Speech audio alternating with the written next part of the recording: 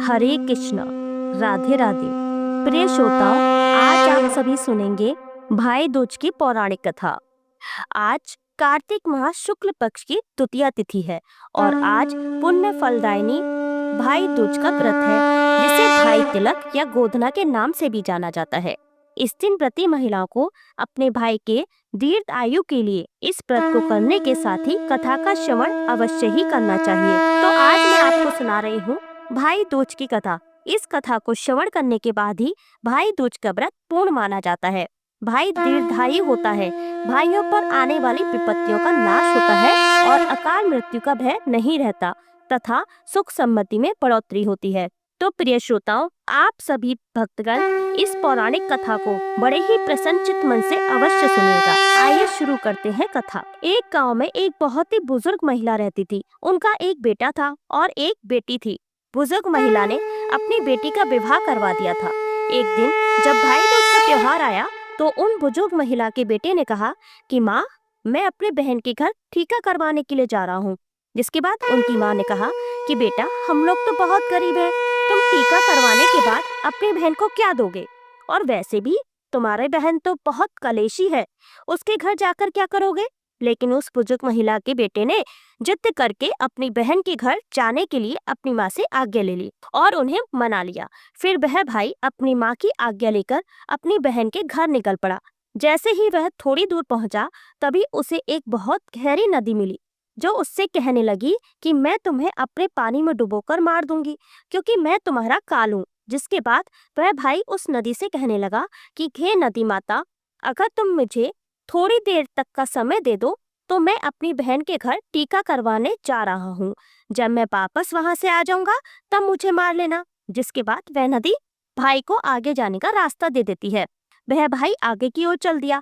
थोड़ी दूर पहुंचने के बाद उसे एक शेर मिला जो बहुत भूखा था। कहने लगा कि मैं तुम्हें मारकर खा जाऊंगा। वह भाई शेर से कहने लगा, नहीं नहीं, अभी नहीं, अभी तो मैं अपनी बहन के पास टीका करवाने जा रहा हूँ। जब मैं लौट कर आऊँ ना, तब तुम मुझे खा लेना।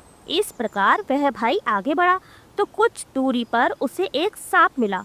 वह भी कहने लगा कि मैं तुम्हें डस लूंगा। भाई ने सांप से भी कहा कि मैं अपनी बहन के घर टीका करवाने जा रहा हूँ। सुनकर सांप ने भी उसे रास्ता दे दिया। अब इस तरह से रास्ते में विघ्न बाधाओं को पार करके भाई अपनी बहन के घर पहुंचा। जब वह अपनी बहन के घर पहुंचा तो उसे घर के बाहर से आवाज आने लगी, लेकिन घर के अंदर उसकी बहन सूत काट रही थी। सूत काटते समय उसका धागा टूट गया और वहां के लोगों की यह मान्यता थी कि अगर सूत काटते समय धागा टूट जाए तो बाहर चाहे कोई भी बुला रहा हो, वह बिना आवाज करे और बिना धागे को जोड़कर अगर चली जाए तो वह व्यक्ति मर जाएगा जो दरवाजे के बाहर है। अब उसने आवाज तो सुन ली थी, लेकिन वह दरवाजा खोलने के लिए नहीं गई। वह बिना आवाज के धागा जोड़ने लगी, लेकिन उधर जब बाहर खड़े हुए भाई ने बहुत देर तक आवाज लगाई और उसकी बहन बाहर नहीं आई तो वह वहां से नाराज होकर जाने लगा। तब तक उसकी बहन धागे को जोड़कर तुरंत अपने भाई के पास आकर उसे रोकने लगी और उसे अपने घर का अंदर ले गई। वह बहन अपनी पड़ोस में रहने वाली एक महिला के पास गई और उससे पूछने लगी कि बताइए, मुझे भाई दूज के दिन क्या क्या बनाया जाता है, कैसे तिलक किया जाता है। तब उस महिला ने उसे बताया कि तुम तेल से अपने चूल्हे को लीपो और घी में चावल पकाओ। बहन पड़ोसन के कहे अनुसार करने लगी। तब तक उसका भाई आया और उससे कहने लगा कि बहन, मुझे तो बहुत जोरों से भूख लगी है। लेकिन उसकी बहन पड़ोस की महिला की बात में आकर काम कर रही थी। जब उसके भाई ने रसोई में आकर देखा तो बहन से कहने लगा कि बहन, तुम तो बहुत भोली हो, जिस कारण हर कोई तुम्हें पागल बना देता है। क्या तुमने कभी घी में चावल पकते हुए देखा है? अरे मेरी भोली बहन, मासूम बहन, क्या कभी चूल्हे को तेल से लीपा जाता है? तुम गोबर से चूल्हे को लीपो और पानी में चावल पकाओ। यह सुनकर बहन ने अपने भाई की बात मान ली। जैसा जैसा उसके भाई ने करने के लिए बोला था वैसा वैसा उसने किया और भोजन बनाकर अपने भाई को खिलाया। थोड़ी देर के बाद उसने अपने भाई को तिलक भी कर दिया। जब उसका भाई अगले दिन वापस जाने के लिए कहने लगा तब उसकी बहन अपने भाई के लिए रास्ते में ले जाने के लिए कुछ लड्डू बनाकर देने लगी कि भाई, इसको रास्ते में अगर भूख लगे तो खा लेना। और उनमें से कुछ लड्डू अपने बच्चों के लिए भी उसने रख दिए। जैसे ही उसका भाई चला गया और उसकी बहन के तब उसकी बहन के बच्चे उन लड्डुओं को खाने की जिद करने लगे। तो वह अपने भाई के लिए जो बनाए हुए लड्डू थे उसमें से जो लड्डू उसने बचा कर रखे थे वही अपने बच्चों को दे दिए। तभी उन बच्चों की नजर उन लड्डुओं में पड़ी जो एकदम से नीले हो रहे थे। जैसे ही बहन की नजर उन लड्डुओं पर पड़ी तो वह रसोई घर में जाकर देखने लगी। तब उसे पता चला कि उसने जो लड्डू बनाए हैं उसमें तो सांप मर गया था और उसी से उसने लड्डू बना दिए हैं। जिसके बाद बहन बहुत दुखी हो गई और वह अपने भाई के पीछे भागने लगी कि रास्ते में अगर मेरे भाई ने वह लड्डू खा लिए तो पता नहीं क्या अनर्थ हो जाएगा। बहुत तेजी से भागते हुए वह जब गई तो रास्ते में कुछ दूर चलने के बाद ही उसे भाई मिल गया। वह जैसे ही वहां पहुंची तभी उसने भाई से पूछा कि भाई तूने लड्डू तो नहीं खाए हैं? तो उसका भाई कहने लगा नहीं। और तभी अपने भाई को उसने सारी बात बता दी। बहन ने भगवान का खूब धन्यवाद किया। फिर लड्डू की पोटली भाई से लेकर गड्ढा खोदकर उसने सारे लड्डू उस गड्ढे में भर दिए। बहन को ऐसा करते देखकर भाई पूछने लगा, बहन क्या बात है? तो उसने सांप वाली सारी बात बता दी। कहने लगा, बहन तुमने मुझे आज तो इस काल से बचा लिया, किंतु मेरे पीछे तो 3-3 काल मेरा इंतजार कर रहे हैं। नदी, सांप, शेर की घटना अपनी बहन को बता दी। सुनकर बहन बहुत दुखी हुई। कुछ समय के बाद चलते चलते जब बहन को प्यास लगी तो वह पास के ही एक तालाब पर पानी पीने के लिए गई। वहां पर एक बुढ़िया बैठी हुई माला तैयार कर रही थी। बुढ़िया को माला तैयार करते हुए देखकर उसने पूछा कि माताजी आप यहाँ क्या कर रही हैं और आप कौन हैं? वह बोली कि मैं विधाता हूँ, एक लड़की के भाई के लिए माला तैयार कर रही हूँ जिसका काल आने वाला है। उसकी बहन ने चक्की में पीसकर एक सांप को मार डाला है। बहन समझ गई कि वह उसी के भाई के लिए कह रही है। उसने पूछा, माँ जी इस काल से बचने के क्या उपाय किया जा सकता है? तब बुढ़िया विधाता ने कहा कि बहन अपने भाई को गाली देती रहे और जब तक उसका ब्याह ना हो जाए तब तक उसके साथ रहे, क्योंकि वही उस पर आने वाले काल को टाल सकती है। और ऐसा ही हुआ। बहन अब वापस अपने घर लौटने के बजाय अपने भाई के साथ मायके जाने के लिए तैयार हो गई। उसने तैयार होने से पहले खूब सारा मांस, दूध और एक ओढ़नी ले ली। अपने वचन के अनुसार उसके भाई को शेर खाने वाला था, तो बहन ने आगे बढ़कर पहले तो उसे खूब सारा मांस खाने को दिया। शेर उस मांस को खाने में इतना व्यस्त हो गया कि उसे व्यस्त देखकर वे दोनों भाई बहन चुपके से आगे बढ़ गए। आगे बढ़े तो वही सांप मिला जिसे वचन देकर उसका भाई आगे बढ़ गया था। उस सांप को बहन ने दूध पीने को दिया और आगे बढ़ गए। नदी पड़ी तो रास्ते में नदी पार करते समय बहन ने नदी को ओढ़नी उड़ा दी, जिससे नदी बहुत प्रसन्न हुई और उन दोनों को सही सलामत पार करने के लिए रास्ता दे दिया। इधर तीनों काल से बचते हुए वे दोनों भाई बहन अपनी माँ के यहाँ पहुँचे। घर पहुंचकर बहन अपने भाई को खूब जोर जोर से गालियां देने लगी और वही गुस्से वाला मिजाज पहले की तरह धारण कर लिया जैसा वह शादी होने से पहले किया करती थी। माँ ने अपने बेटे से कहा कि देखा बेटा, मैं तुझे इसलिए मना कर रही थी, यह हमेशा गुस्से में रहती है और गाली गलौज करती है, इससे ज्यादा स्नेह मत किया कर। भाई ने कहा, माँ मुझे यह 3-3 काल से बचा कर लाई है, रास्ते भर तो बिल्कुल ठीक थी, न जाने यहाँ पहुँचकर इसे क्या हो गया है। कुछ दिनों के बाद भाई का रिश्ता आया। ब्याह की तारीख निश्चित हो गई।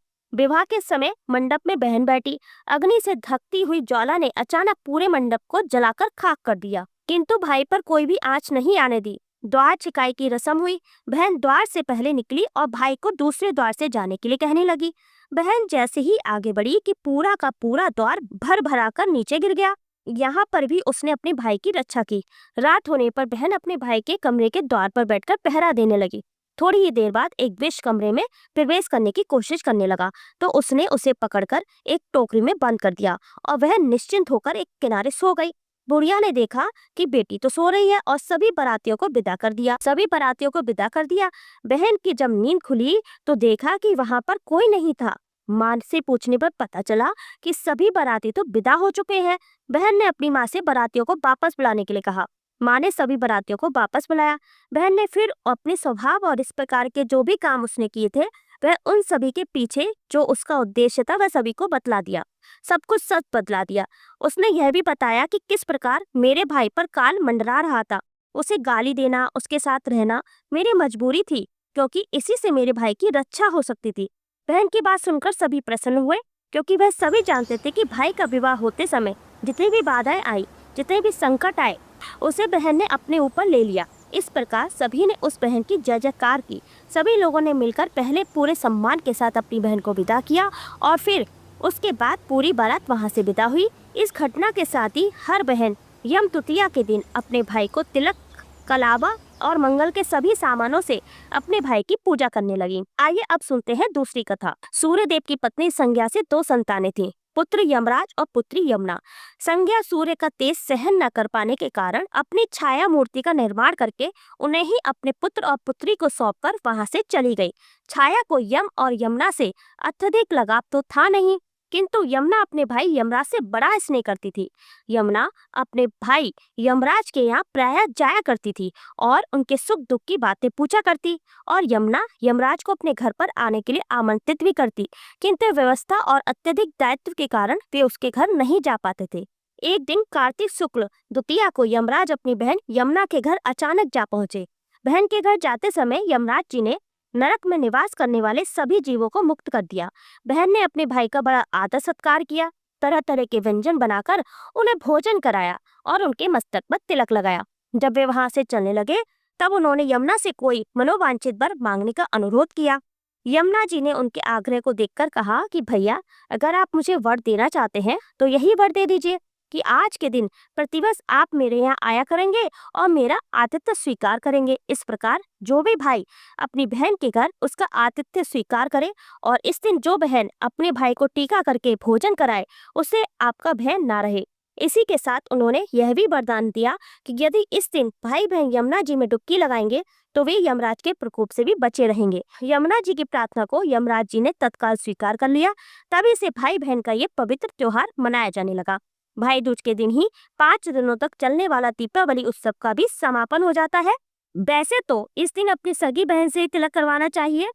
अगर अपनी सगी बहन ना हो तो ममेरी, फुफेरी, चचेरी, तहेरी या मौसेरी बहनों के साथ ही मुंह बोली बहनों से भी अपना तिलक करवा सकते हैं और उन्हें उपहार देकर उनसे आशीर्वाद भी प्राप्त कर सकते हैं। यम द्वितीया यानी कि भाई दूज के दिन शाम के समय घर के मुख्य द्वार पर एक दिया यम देवता का भी जलाना चाहिए। कहते हैं कि 4 बत्तियों वाला दीपक जलाने से एक तो भाई की अकाल मृत्यु से रक्षा होती है और साथ ही यम देवता की कृपा भी बनी रहती है। इसलिए आज के दिन आप ध्यान से अपने घर के मुख्य द्वार पर, जिस दिन भी आप भाई दूज का पर्व मना रहे हो उस दिन अपने घर के मुख्य द्वार पर, इसलिए आज के दिन आप ध्यान से अपने घर के मुख्य द्वार पर, जिस दिन भी आप भाई दूज का पर्व मना रहे हो उस दिन अपने घर के मुख्य द्वार पर एक चौमुखी दीपक, चाहे वह घी का हो या तिल के तेल का या सरसों के तेल का, अवश्य जलाएं। अपनी दाहिनी तरफ जब आप घर से बाहर को निकलते हैं तो उस दाहिनी तरफ को आपको इस दीपक को रखना चाहिए। अगर मिट्टी का दीपक ना हो तो आप आटे का भी दीपक जला सकते हैं और अगले दिन इसका विसर्जन करना चाहिए। तो प्रिय श्रोताओं, उम्मीद करती हूँ आपको हमारी ये कथा अवश्य पसंद आई होगी। पसंद आए तो लाइक कर दीजिए, चैनल को सब्सक्राइब करके बेल आइकन का बटन अवश्य ही दबा दीजिए। मिलते हैं अपनी एक नई कथा के साथ, तब तक के लिए धन्यवाद। जय श्री राम। ओम नमः शिवाय।